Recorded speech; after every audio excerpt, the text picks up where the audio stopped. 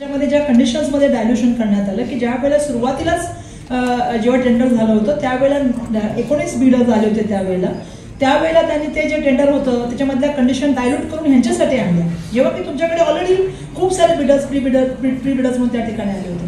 त्यामुळे पहिला विरोध आमचा त्यांच्या टेंडरच्या प्रोसिजरला होता. दुसरा विरोध असंच आम्ही यासाठी केला की त्या टेंडर डॉक्युमेंटमध्ये जवळपास 7 लाख लोकांना ते बाहेर पाठवण्याबद्दल बोलतात, जेव्हा की अजूनही कुठला सर्वे झाला नव्हता. आणि आमचा जो सर्वे झाला होता तो 2007-2008चा सर्वे होता. धारावीला माननीय सर्वोच्च न्यायालयाने जवळपास 2011 पर्यंत प्रोटेक्शन दिलेलं आहे. मग माझा प्रश्न असा आहे की 2011 पर्यंत त्यांना प्रोटेक्शन दिलेलं आहे, मग तुम्ही 2007 आणि 8चा सर्वे करून असा तुम्ही दाखवताय. मी सातत्याने असेंब्लीमध्ये प्रश्न विचारला, उपमुख्यमंत्री महोदयांनी हा प्रश्न विचारला की तुम्ही जी फिगर सांगताय 56,000 त्यालाच आमचा मुळात विरोध आहे. आणि लोक धारावीमधल्या लोकांना धारावीमध्ये घर मिळावं म्हणून हा प्रोजेक्ट बनवलाय. हा प्रोजेक्ट आढळण्यासाठी बनवला होता. ह्या प्रोजेक्टचं टेंडर किती वेळा निघालं, ह्याचं टेंडर 2-3 वेळा निघालं आणि त्याच्यानंतर हा प्रोजेक्ट जो आहे तो लागू करण्यासंदर्भातल्या गोष्टी झाल्या. पण लोकांना तिथलं व्यवस्थापन द्यायचं नाही आणि अडाणीसाठी एवढ्या कंडिशन बदलल्या गेल्या. मी 6 महिन्यापूर्वी सांगितलं होतं की तुम्ही डीसी रूल मध्ये बदल करताय ते करू नका, पण दुर्दैवाने ते डीसी रूल मध्ये पण बदल झाले. त्यांच्यासाठी नॉन इंडेक्सेशन आणलं, त्यांच्यासाठी 90% हेरिटेजचा रेट तुम्ही आकारू शकता ते त्यांच्यासाठी आणलं. त्यांच्यासाठी प्रत्येक मुंबईमधल्या विकासामधला पहिला जो आहे तो एसपीयूच्या माध्यमातून अडाणीकडून घ्यायचा प्रत्येक विकासकांनी. ही कंडिशन नव्याने टाकण्याचा निर्णय झाला. याच्याबद्दल एक विचारायचं आहे. पहिलं तर धारावीसाठी प्रोजेक्ट करताना बिलकुल माझं म्हणणं आहे की इंटेन्स पॉप्युलेशन तिथे आहे, म्हणूनच धारावीसाठी स्पेशल प्रोजेक्ट आपण धारावीचा केला. त्याच्यासाठी ऍडिशनल FSI दिला, जो 4चा आपण FSI दिलेला आहे. आणि बिल्डअप ज्यांना त्यांना माहिती आहे की बाकीच्या ठिकाणी 1 आहे, धारावीसाठी 1.33चा आपण दिलेला FSI. दुसरी गोष्ट हे का केलं, कारण तिथल्या लोकांना घर मिळालं पाहिजे म्हणून ही भूमिका शासनाच्या वतीने पहिल्या शासनाच्या त्याच्यामध्ये त्यांना FSIचं अलाउड करण्यात आलं. दुसरं आमचं सगळ्यात म्हणणं असं होतं की हा प्रोजेक्ट जो आहे हा इन सिटू प्रोजेक्ट आहे, म्हणजे सगळं डेव्हलपमेंट आतमध्येच होणार आहे. आधीच्या डीसी रूलनुसार हे जे आहे याच्यामध्ये कुठला TDI जनरेट पण होत नाही आणि कुठला TDI लोड पण करता येत नाही. मग हा का केली पॉलिसी? ही पॉलिसी यासाठी केली की अडाणींना ह्याच्यामध्ये फायदा मिळता यायला पाहिजे आणि अडाणीने याच्यामध्ये कशा तऱ्हेने डेव्हलप करून मुंबईमध्ये जे प्रोजेक्ट, आता तुम्ही मला सांगा, छोटा आता काही जे प्रोजेक्ट असतात ते इंडिव्हिज्युअल होत असतात, काही प्रोजेक्ट मोठे ते क्लस्टर होत असतात. जे छोटे विकासक आहेत किंवा छोटे डेव्हलपर्स आहेत, आता इथे काही असतील बिझनेस असोसिएशनमधले लोक, त्यांना याच्यामध्ये कामच करता येणार नाही. कारण त्यांचा जो पहिला प्रायोरिटीवर TDI सुरुवातीपासून 1 नंबर घ्यायचा आहे तो यांच्याकडून घ्यायचा आहे. आता यांना नॉन इंडेक्सेशन दिल्यामुळे काय, हे कुठे पण करू शकतात. दुसरं यांना 90% हेरिटेजचा चार्ज करण्यात त्यांचे किती रेट लावू शकतात. त्याच्यामुळे छोटे व्यवसाय पूर्णपणे संपले. जे मोठे व्यवसाय काय, फॉर एक्झाम्पल आपण काही लोकांचे नावं बुशापुंजी, पालनजी, LNT यांना सुद्धा येणाऱ्या काळामध्ये यांच्याकडे जावं लागणार आहे. त्यामुळे त्यांचा जितकं ते लोक राहणार म्हणजे हळूहळू पूर्ण मुंबई ही त्यांना देण्यात चाललेलं आहे. आज पण मला माहिती आहे की अभ्युदयनगरवर त्यांचा डोळा आहे, प्रतीक्षानगरवर त्यांचा डोळा आहे, आपल्याला पण माहिती आहे त्या गोष्टी. आता तुम्हाला सुद्धा माहिती आहे की सरदारनगर म्हणजे प्रतीक्षानगर म्हणजे त्यांची जी चालेली. आता आमच्याकडे मी बघते की MSRDCची लँड देण्याचा निर्णय झाला, जे नॉर्थ सेंट्रलचं रिप्रेझेंटेशन करते त्या ठिकाणी, त्याचा निर्णय सुद्धा असाच झाला. त्या व्यतिरिक्त त्यांना जितकं मोठ्या प्रमाणामध्ये एअरपोर्ट दिल्यानंतर मी त्या पण विषयाला सातत्याने आवाज उचलण्याचा प्रयत्न करते की एअरपोर्ट ऑथॉरिटीमध्ये राहणारी जी एअर इंडियाची कॉलनी आहे, ती एअर इंडियाची मंडळी ही सेंट्रल गव्हर्नमेंटची एम्प्लॉई आहेत.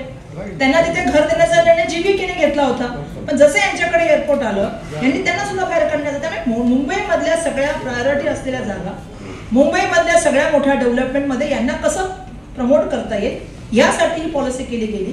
पण या पॉलिसीमध्ये आम्हाला काय मिळालं हा माझा प्रश्न मुळात आहे. हे सगळ्या किंवा त्यांच्याकडे तुमचे लोक प्रचार करतायत, दोन्ही ठिकाणी व्यवस्थित प्रचार चाललेला आहे. अगदी कुठेही मीडियाने बावरून जाण्याचं कारण नाही आहे. कारण तुम्ही बघत असाल की आमचं खूप लक्ष आहे, महाविकास आघाडी, महाविकास आघाडी, इंडिया अलायन्स आहे मी कॅन्डिडेट. वर्षातही काल सुद्धा त्यांच्या प्रचाराच्या याला जात असताना त्यांनी पाहिलं आणि माझी रॅली जात होती, त्या आल्या तिथं आमच्याबरोबर करून त्यांनी एक स्पीचसुद्धा केलं तिथे. त्यामुळे व्यवस्थितरित्या आहे. आणि आता 20 तारीख जवळच आहे. तुमच्या सगळ्यांचे आशीर्वाद मीडियाचे तर पाहिजेच आहेत. मला हाच प्रश्न तुम्हाला विचारायचा होता वर्षाताई की आतापर्यंत काँग्रेस वर्सेस शिवसेना ही ट्रॅडिशनल लढाई मुंबईने बघितलेली आहे आणि त्या लढाईनंतर आता अचानक आपण बघतोय की महाराष्ट्रात आणि मुंबईमध्ये कम्प्लिटली वेगवेगळ्या विचारधारेचे पक्ष एकमेकांबरोबर येऊन एकमेकांचा प्रचार करताना दिसतात. म्हणजे अजित पवार फडणवीसांचा आणि फडणवीस अजित पवारांचा, तसंच मुंबईमध्ये काँग्रेस शिवसेनेचा, शिवसेना काँग्रेसचा. तुम्ही कसं लोकांना समजवता की का आम्ही एकत्र आलेलो आहोत? काय तुम्ही मुंबईच्या लोकांना सांगताय की ठीक आहे, आतापर्यंत 1985 पासून काँग्रेस विरोधी पक्षात आणि शिवसेना महापालिकेत सत्तेत, हीच परिस्थिती राहिली. 91चा 4-5 वर्ष आपण सोडून देऊया, पण अदरवाईज हीच परिस्थिती राहिली. तर आता विरोधी पक्ष आणि मुंबईतला सत्ताधारी पक्ष एकमेकांचा प्रचार करताय. तुम्ही काय लोकांना सांगताय की आम्ही कसं काय एकत्र आलोय, काय आमचा अजेंडा आहे आणि कशासाठी आम्ही एकत्र एकमेकांबरोबर राहिलो? सुदैवाने आमचं काय झालं, आम्ही महाविकास आघाडीमध्ये एकत्र काम केलेले आहे हे इलेक्शन लढण्याच्या आधी. पण सुरुवातीला ज्यावेळी आम्ही हा निर्णय घेतला त्यावेळी आम्ही हाच निर्णय घेत असताना विचार केला होता की शेवटी देशाचं हित बघितलं पाहिजे आणि महाराष्ट्राचं हित बघितलं पाहिजे. हा विचार करून आम्ही एकत्र आलो. आम्ही कॉमन मिनिमम प्रोग्राम बनवला आणि कॉमन मिनिमम प्रोग्राममध्ये काम सुरू केलं. पण मला सांगायला पाहिजे की ज्यावेळेला तुम्ही बरोबर बोलताय, साहिल तुमच्या मताशी मी सहमत आहे. मी कधीच सन्माननीय उद्धव बाळासाहेब ठाकरे साहेबांना कधीच भेटले नव्हते. सातत्याने प्रचार करताना मी त्यांच्याविरुद्धच प्रचार करायचे, तुम्हालाही माहिती आहे, कारण आमच्या मतदारसंघामध्ये शिवसेना आणि काँग्रेस याच्यामध्ये सर्वसाधारणपणे युद्ध व्हायचं आणि भांडणं व्हायची. पण ज्यावेळी मी त्यांना भेटले, कारण आमची काँग्रेसची संस्कृती एक म्हणजे सहृदय सहप्रेमी अशी आमची संस्कृती आहे. आणि मी जेव्हा त्यांना भेटले तर मला त्यांना भेटून फर्स्ट टाइम असं वाटलं की अरे म्हणजे इतके सोबर आणि इतके चांगले आहेत ते. आणि त्यांच्याबरोबर काम करताना ज्या वेळेला शिक्षण मंत्री म्हणून मी त्यांच्याकडे गेले, त्यांनी मला पूर्ण सहकार्य केलं. हे खूप महत्वाची, मला स्वातंत्र्य दिलं. त्यावेळेला डिसिजन घेताना खूप दडपण होतं, खूप आव्हानं होती, कधी करोना माहिती नव्हता. आणि धारावीमध्ये काम करताना तर त्यावेळेला सुरुवातीला पहिला पेशंट, पहिला मृत्यू, आणि मग काम करताना खूप साऱ्या गोष्टीमध्ये मुख्यमंत्री महोदय ते असल्यामुळे त्यांची सहकार्य मला लाभलं. आणि मला खूप अभिमान आहे की ज्या वेळेला मी तिकीट मिळाल्यानंतर त्यांना भेटायला गेले, ते पत्रकारांशी बोलत होते आणि ते बोलले की मी वर्षा म्हणतो, तुम्ही हे करून समजू नका, कारण वर्षा ही माझी छोटी बहीण आहे आणि पहिल्यांदा मी काँग्रेससाठी मतदान करणार आहे, ते वर्षा गायकवाडसाठी करणार आहे. हीच आमची खरं तर सगळ्यात महत्वाची, मला असं वाटतं की आम्ही एकमेकांबरोबर प्रेमाने आहोत, काम करतोय एकमेकांबरोबर आणि आम्ही सगळे स्वभावाने जवळपास सारखे आहोत. कदाचित पहिले ठाकरे असतील ते काँग्रेसला मतदान. हो, मी बोलले, भाषणात बोलले जाईल. मग मी बोलले म्हणजे मला तर इतिहासामध्ये नाव लावावं लागेल, कारण असं आहे की मी पहिल्या काळामध्ये म्हणजे सगळ्यात पहिली महिला आहे जी मुंबई काँग्रेसचे अध्यक्ष झाले. तसं म्हणावं तर शिक्षण खात्यामध्ये पण मंत्री म्हणून आले महिला असताना. आणि सगळ्यात महत्वाची गोष्ट पहिली असेल जिला काँग्रेसमध्ये जिला ठाकरे कुटुंबातून मतदान मिळणार आहे आणि त्याचा प्रचार ठाकरे कुटुंब करणार. त्यामुळे नक्कीच हा पण एक ऐतिहासिक क्षण आहे माझ्या जीवनामधला आणि काँग्रेसमधला, असं मला वाटतं. रिलेटेड खूप प्रश्न आहेत. काही स्लमचे इश्यू आहेत, त्याच्यामध्ये एअरपोर्ट ऑथॉरिटीच्या परमिशन घेतल्यामुळे न मिळाल्यामुळे ते थांबलेले आहेत. दुसरं तिथे फनलचा एक विषय आहे. याच्यामध्ये कदाचित विलेपार्लेवाले जास्त सांगू शकते. विलेपार्ले, कुलरा या पूर्ण एरियामध्ये प्रॉब्लेम असा आहे की 18 लाख लोक राहतात आणि 18 लाख लोक अशा ठिकाणी राहतात जिथे एअरपोर्टमुळे ते टेक ऑफ आणि लँडिंगच्या विषयामुळे फनल त्याच्यामुळे काय झालेलं आहे की त्या बिल्डिंगी 2 माळ्याचे आहेत आणि त्याच्यावरच्या टॅरेसच्या आणि त्याच्या टांक्या तोडायचं परमिशन आता सध्या त्यांना नोटीस देण्यात आलेली आहे. 70 वर्षाच्या जुन्या बिल्डिंग आहेत आणि 70 वर्षाच्या बिल्डिंग जुन्या झाल्यामुळे कधी त्याची मोडकळीस आलेल्या आहेत, कधी दुर्घटना होऊ शकते. त्यामुळे राज्य सरकारने एक वेगळी पॉलिसी तयार केली पाहिजे, स्पेशल इन्सेंटिव्ह दिले पाहिजेत. काही लोकांसाठी स्पेशल इन्सेंटिव्ह फार दरिद्रासारखं असतं, पण लोकांसाठी दिले गेले पाहिजे, ते माझं मत आहे. त्यामुळे तो एक विषय मी येणाऱ्या काळामध्ये सेंट्रल गव्हर्नमेंट आणि स्टेट गव्हर्नमेंटची, कारण त्याच्यामध्ये काय प्रॉब्लेम झालाय, 2 बीजेपीचे MLA आहेत, दोघांचे डिफरंट व्ह्यू असल्यामुळे थोडासा तो प्रोजेक्ट थांबलेला आहे. दुसरा सगळ्यात महत्वाचा विषय मी तुम्हाला सांगितलं की एअर इंडिया कॉलनी आहे, तिथे 1600 एम्प्लॉई काम करतात. राईट नाव तिथे 350 एम्प्लॉई आहेत, ज्यांचं पॅसेज, ज्यांची लाईट, ज्यांची इलेक्ट्रिसिटी काढण्यासंदर्भात निर्णय मधल्या काळात झाला होता. त्यांनी कोर्टात जाऊन तो निर्णय जे आहे त्यांनी ते रिलीफ घेतलेला आहे. पण अडाणींचे काही लोक तिथे सातत्याने जातात आणि त्यांना त्रास देण्याचा प्रयत्न करतात.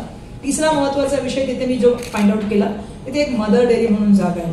आता मला फाईट करण्याची सवय आहे, त्यामुळे तुम्हाला मी सांगू इच्छिते की मदर डेअरीमध्ये तिथे खूप सारी झाडं आहेत, खूप दिवसापासून ते बंद आहे. तिथले लोक मला भेटून सांगत होते की जेव्हा भेटायला गेले की ताई आम्हाला प्रॉब्लेम असं झालाय की तिला सुद्धा आता मिनी BKC बनवायचं आहे आणि हे मिनी BKC एका माणसासाठी बनवायचं जो भाजपाच्या सन्माननीय आमदार आहेत त्यांच्यासाठी ते बनवायचं. त्याच्यामुळे तिथे झाडांचं कत्तल झालंय. त्यांचं म्हणणं होतं की याच्यापेक्षा मंगलप्रभात लोढाजीसाठी करायचं आहे. तर त्यामुळे मग तिथे झाडं जे आहेत ना त्यांचं म्हणणं होतं की आम्हाला ते गार्डन करून पाहिजे. तर त्याच्यासाठी आपण एक लढाई लढण्याचं काम करतो. खरं तर यांच्या मतदारसंघामध्ये सुद्धा सायन हॉस्पिटलचा सुद्धा आमचा एक खूप मोठा विषय आहे, कारण सायन हॉस्पिटलला सुद्धा बंद करण्याचा डाव चाललेला आहे आणि तिथे सुद्धा एका मोठ्या व्यावसायिकाला, आता नाव नका विचारू साहिल भाई, मी नाव घेतलं, पण दुर्दैव आहे. म्हणजे आपण ह्याच्याकडे घेतोय, म्हणजे मुंबईच्या प्राईम स्पॉटच्या जागा फक्त बघताय तुम्ही, मुंबईचं आरोग्य बघत नाही. आज प्रदूषणामध्ये मुंबई जगामध्ये मधल्या काळामध्ये दुसऱ्या नंबरवर होती. आपण म्हणजे कुठे चाललोय आपण, म्हणजे कुठल्याही तऱ्हेचं विजन आपल्याकडे नाहीये. दुर्दैवाने आपलं विजन हे असलं पाहिजे की आपल्या हेल्थ फॅसिलिटी, आपले स्कूल एज्युकेशन फॅसिलिटी, आपले गार्डन जे आपल्याला मोकळे आपल्या जागा, जे आपल्या लंग्सला सगळ्यात महत्वाचे ते आपल्या, त्या सगळ्या जागांवरती लक्ष देण्याची आवश्यकता आहे. पण दुर्दैवाने ज्या ज्या रिकाम्या जागा प्राईम स्पॉटला दिसतात किंवा अशा गोष्टी दिसतात त्याच्यावरती काही लोकांचं लक्ष आलं. त्यामुळे मला मदर डेअरीचा एक विषय त्या ठिकाणी करायचा आहे. मी खारदांड्याला गेले. खारदांड्याला एवढी मोठी कोळी आणि आगरी लोकांची वस्ती आहे. मला प्रत्येक घरामधल्या महिलेने एकच गोष्ट मागितली की मला पाणी द्यावं. आता मूलभूत अधिकार लोकांचं कॉन्स्टिट्यूशनने दिलंय, पाणी सर्वांसाठी हा आपण निर्णय घेतलाय, पण तरी तिथे पाणी झालेलं नाहीये, लोकांकडे तिथे इलेक्ट्रिसिटी नाहीये. मुंबईमध्ये जागा आहे आणि आपण म्हणतो बांद्रा वेस्ट हा सगळ्यात पॉश एरिया आहे आणि तिथे ही जर गोष्ट असेल तर कुठे, बरोबर आहे ना, कुठेही गोष्ट असेल तर कमीत कमी म्हणजे लोकांनी याच्याबद्दल बोललं गेलं पाहिजे. मला माहिती आहे की मी स्थानिक प्रश्नावरती लढणार, मी सेंट्रल गव्हर्नमेंटला पण काही प्रश्न विचारणार की बाबा आमच्या अजून 15 लाख आलेले नाहीत, प्लीज आमच्या 15 लाख पाठवून दिलं पाहिजे होते, पण ते 10 वर्षात काय आलेले नाही. खरं तर यावेळेचं इलेक्शन जे आहे ना हे मुद्द्यांवर झालं पाहिजे, जे मुद्दे लोकांशी निगडीत आहेत. तुम्ही सर्वसामान्य कुटुंबात काम करणाऱ्या महिलेला तुम्ही विचारा, गरीब कुटुंबामध्ये 1200 रुपयाचा गॅस त्यांना परवडत नाही, महागाईने त्या पडत आहेत.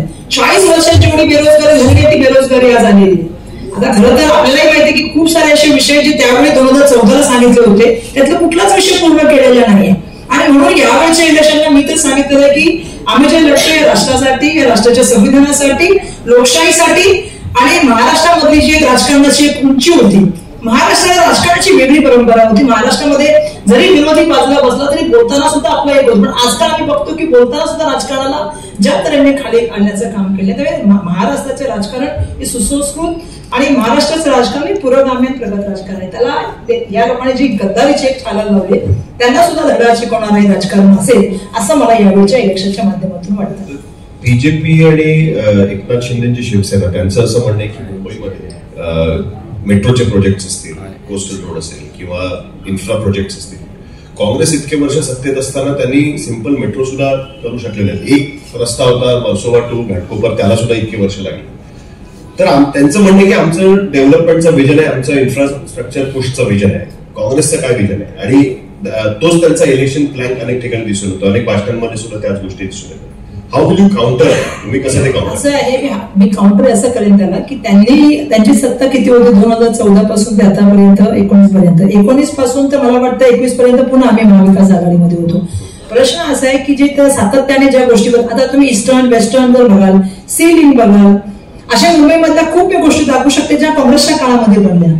इव्हन तुम्हाला मी सांगते की भारतातील डॉक्टर बाबासाहेब आंबेडकर यांचं जे स्मारक बनवायचं होतं ते सुद्धा काँग्रेसच्या काळात त्याची संकल्पना मांडली गेली. मधल्या काळामध्ये महाविकास आघाडीमध्ये मंत्री असताना जे आता मुख्यमंत्री त्यांच्याच ते पण आमच्या कमिटीमध्ये होते आणि आम्ही त्या ठिकाणी जे आहे ते आम्ही दिल्लीला गेलो, गाझियाबादला गेलो स्टॅच्यू बनवण्यासाठी.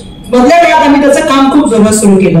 जे सातत्याने ते बोलतात ना, कोस्टल रोड असेल किंवा तो सेतू असेल, हे सगळे जे बोलतात त्याची संकल्पना कधी निर्माण झाली?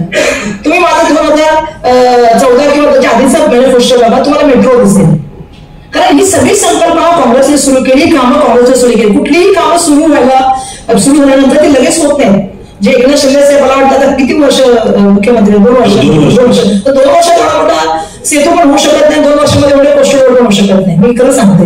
आता क्रेडिट घेत असतील तर ते क्रेडिट घ्यायचं काम करतात.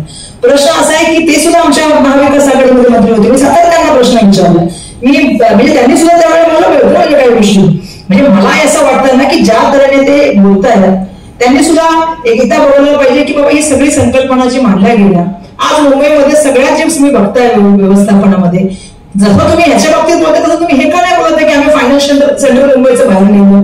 तुम्ही याचं का नाही बोलत आहे की अहमदाबादला गेला, नाही ते अहमदाबादला गेलं, तुमचं ज्वेलरी मार्केट, तुमचं ज्वेलरचं मार्केट तुमचं नेलं, तुमची बुलेट ट्रेन आणि त्याचा 70% पैसे आम्ही देतो, यामुळे आपल्याला किती येते तुम्हाला माहितीये. मधल्या काळामध्ये ते फिल्मफेअरचं अवॉर्डचं तुम्ही कुठं नेलं? सुरतला नेलं.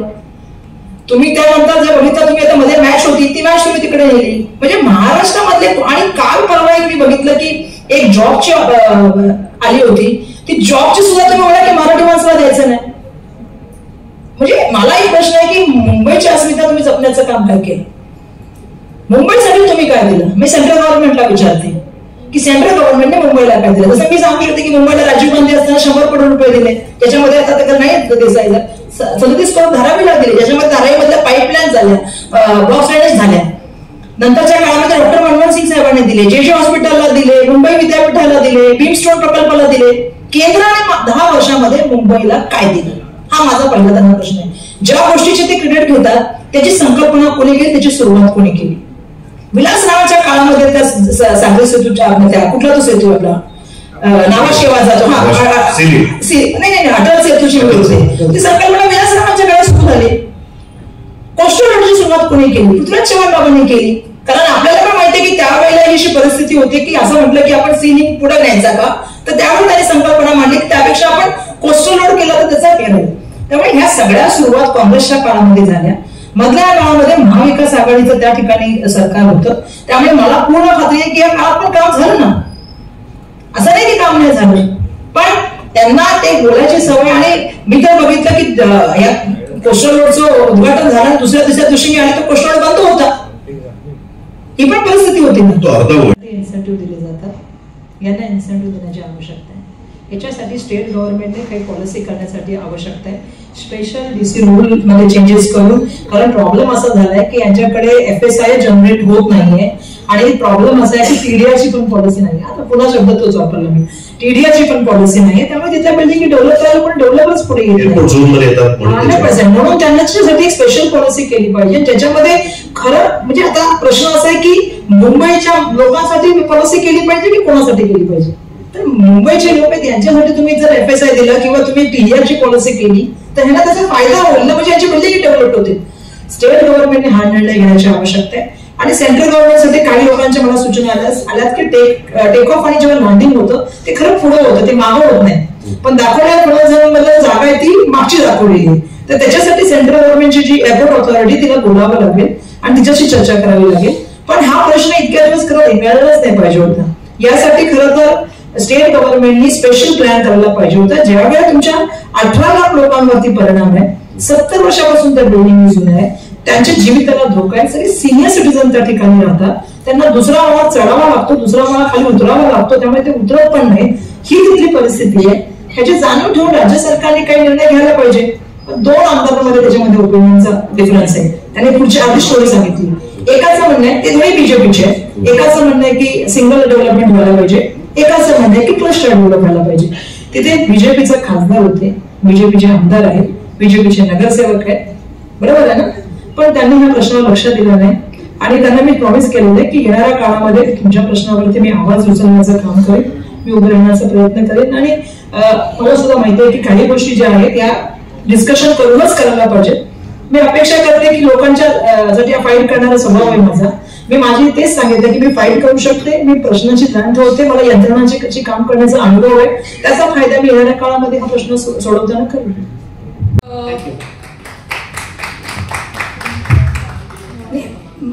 कदाचित तुम्हाला माहित नसेल, महाराष्ट्र स्टेटमध्ये पहिलं असं स्टेट आहे जिथे युवक कल्याण जे आहे ते पहिलं मिनिस्ट्री निर्माण केली, युवकांसाठी एक पॉलिसी निर्माण केली.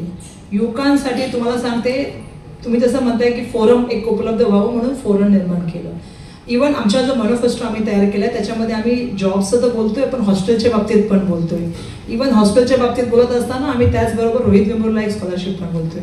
मला सांगायचं तुम्हाला काय माहिती आहे का, तुम्ही जे प्रश्न मांडताय बिलकुल हे सगळ्या गोष्टी ऑलरेडी आहेत, फक्त त्याचं इम्प्लिमेंटेशन करण्याची आवश्यकता आहे. कारण आपण ऑलरेडी सगळी धोरणं केलेली तुम्ही जे सांगताय ते त्याचं इम्प्लिमेंटेशन करणं आवश्यक. आणि जसं तुम्ही सांगताय की हॉस्टेल आता खूप मोठी खरं तर त्याच्यामध्ये लक्ष देण्याची आवश्यकता आहे. मला महाराष्ट्रामध्ये तर एक सांगावं लागेल की प्रत्येक ठिकाणी हॉस्टेलचं व्यवस्थापन आहे, पण खरंच अजून एक्स्ट्रा हॉस्टेलची आवश्यकता आहे. त्याच्या बाबतीमध्ये सुद्धा आम्ही मॅनिफेस्टोमध्ये बोललेलं आहे की प्रत्येक ठिकाणी मुलांना हॉस्टेल मिळालं पाहिजे, एज्युकेशन फॅसिलिटी चांगल्या मिळायला पाहिजेत, जॉब्स मिळाले पाहिजेत आणि जी मुलं ज्यांना जॉब्स नाही मिळत त्यांना स्टायपंड मिळायला पाहिजे. जी भूमिका आम्ही आमचं छत्तीसगड असेल किंवा राजस्थान असेल किंवा आता आमचं कर्नाटकामध्ये सरकार आहे त्या ठिकाणी जी भूमिका आम्ही मांडलेली तीच भूमिका आम्ही यावेळी सुद्धा इथे सुद्धा मांडणार आहोत. त्यामुळे मुलांच्या बाबतीमध्ये मला एक सांगायचं खरं तर मला खूप मुलांकडून तरुणांकडून खूप अपेक्षा आहे. कारण युवाला आम्ही उलट केलं तर वायू म्हणतो आणि मुलांमध्ये जी ताकद आहे.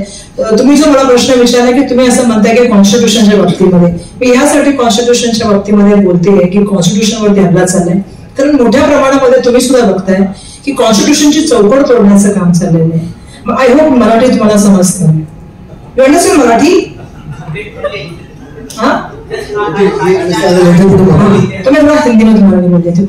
पूरी कॉन्स्टिट्यूशन की चौकट को तोड़ने का काम हो रहा है. कैसे हो रहा है? तुम बोलोगे कि ऐसा दिख तो नहीं रहा हमें. देखो अंदर रह के सब कैसे कैसे कमजोर किया जा रहा है. पहले से आरएसएस का और जितना भी उनका सोच है वो सबको पता है कि ब्रांचेस ऑफ थॉट में जो लिखा है कि उनकी सोच क्या है और ये उनका एक एजेंडा चल रहा है. हम देख रहे हैं देश की कॉन्स्टिट्यूशन को संसद में आप भेजते हो, संसद के एमपीज को सस्पेंड किया जाता है, उसके बाद 4 विधेयक पास होते. या 10 वर्षाच्या काळात साहिलजी एका विधेयकावर जास्ती चर्चा झालेली नाही. हे आणि हे मी नाही बोलत आहे, हे माननीय सुप्रीम कोर्टाचे सीजे बोलते. काय झालं याच्या काळामध्ये 10 वर्षामध्ये बिलामध्ये चर्चा न झाल्यामुळे काय झालं ही सगळी बिलं खरं तर जॉईंट पार्लिमेंटरी कमिटीकडे जायला पाहिजे. काही बिलं स्क्रुटनीकडे जायला पाहिजे होती. पण दुर्दैवाने त्याच्यावरती चर्चा नाही झाली, स्क्रुटनी नाही झाली, जॉईंट पार्लिमेंटरी कमिटीकडे झाली. मेजॉरिटीच्या जोरावर लोकसभेत आणि राज्यसभेमध्ये ती पास झाली. मधल्या काळामध्ये सीजेचं म्हणणं असं होतं की काही लोक आमच्याकडे आली आणि आता आमच्यावरती हा लोड आलेला आहे बिकॉज की विदाउट डिस्कशन करतात.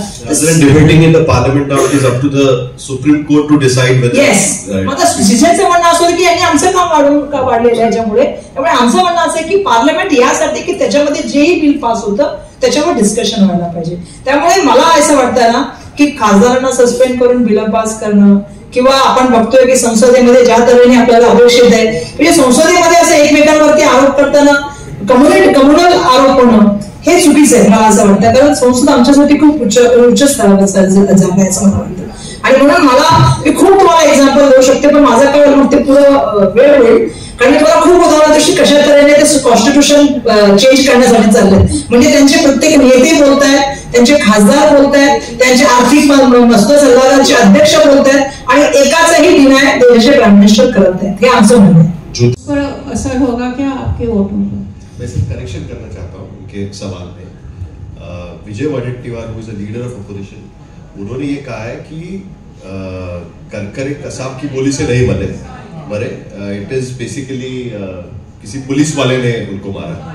End the second thing is कि MIM ने आपके यहाँ पर कैंडिडेट डाला आपकी कॉन्स्टिट्यूंसी में. Vanchit also and MIM also both have put up a Vanchit. Madam वो कचहरी में बहुत अच्छे वकील है, मैं जमीन की बहुत अच्छी वकील हूँ क्योंकि मैं जमीन में काम करने वाली व्यक्ति हूँ. 20 साल से 25 साल से काम कर रही हूँ और जो भी फोन करता है उसको मिलने जाती हूँ. अगर किसी ने बर्थडे पे भी बुलाया तो उसको मिलूंगी. जैसा मैंने कहा कि मेरा पास्ट जो एक्सपीरियंस है चाहे वो मिनिस्ट्री का हो, चाहे वो MLA का हो या चाहे वर्कर का हो, ये मुझे इसलिए फायदेमंद हो सकता है क्योंकि मुझे मालूम है यंत्रणाओं से काम कैसे करके लेना है. दूसरा मैं पॉलिसी बनाना जानती हूँ कि मुझे पॉलिसी कैसे बनती है तो उसका भी मुझे फायदा होगा. और इतने साल का एक्सपीरियंस अगर आप लोग देखेंगे तो मुझे कहीं ना कहीं इस चीज का पूरी तरह से मालूम है कि कैसे काम करना है, कैसे. और मेरी जैसे मैंने शुरुआत में कहा कि मेरी यही पहचान है कि मैं सबसे मिलती हूँ, सबसे बात करती हूँ, काम करती हूँ. काम कैसे करना वो मुझे मालूम है, काम नहीं हुआ तो झगड़ा कैसे करना वो भी मुझे मालूम है. इसलिए मैं रास्ते की लड़ाई लड़ने में उनसे अच्छा वकील का काम कर सकती हूँ. ये मेरे पहले सवाल का जवाब है.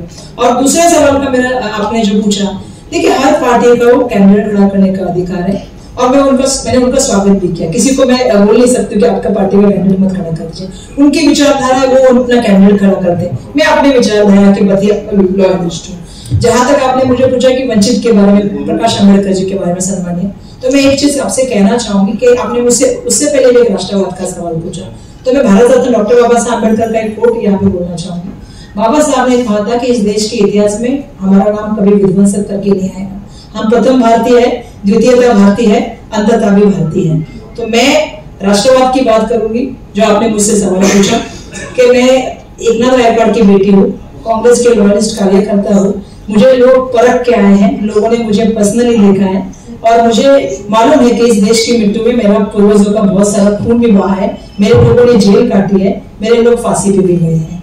तो मैं इस बारे में एक चीज कहना चाहूंगी कि मैं लड़ाई लड़ रही हूँ लोगों के लिए, लड़ाई लड़ रही हूँ पॉलिसीज के खिलाफ, जो सेंट्रल गवर्नमेंट ने जो वादे किए थे उसके खिलाफ, और जो इश्यू जो लोगों ने बोला है उसको मैं उनको न्याय कैसे दूं और उनके साथ में खड़ा कैसे रहूं, इसलिए मैं लड़ रही हूं। But does not such kind of statements derail the whole campaign? जो वडेट्टीवार और इनके जो स्टेटमेंट्स अचानक आते नाही, साहेब भाऊ त्यांचे जे स्टेटमेंट आहेत ना ते स्टेटमेंट त्यांचे इंडिव्हिज्युअल आहेत. त्यांनी एका पुस्तकातला वाचलेली गोष्ट त्यांनी त्या ठिकाणी सांगितली, पण मी तेच सांगते ना की मी म्हणून तर ते कोट सांगितलं की मी या बाबतीमध्ये एकदम कन्फर्म आहे की मी काम करणारी माणूस आहे, लोकांना बरोबर घेऊन जाणारी.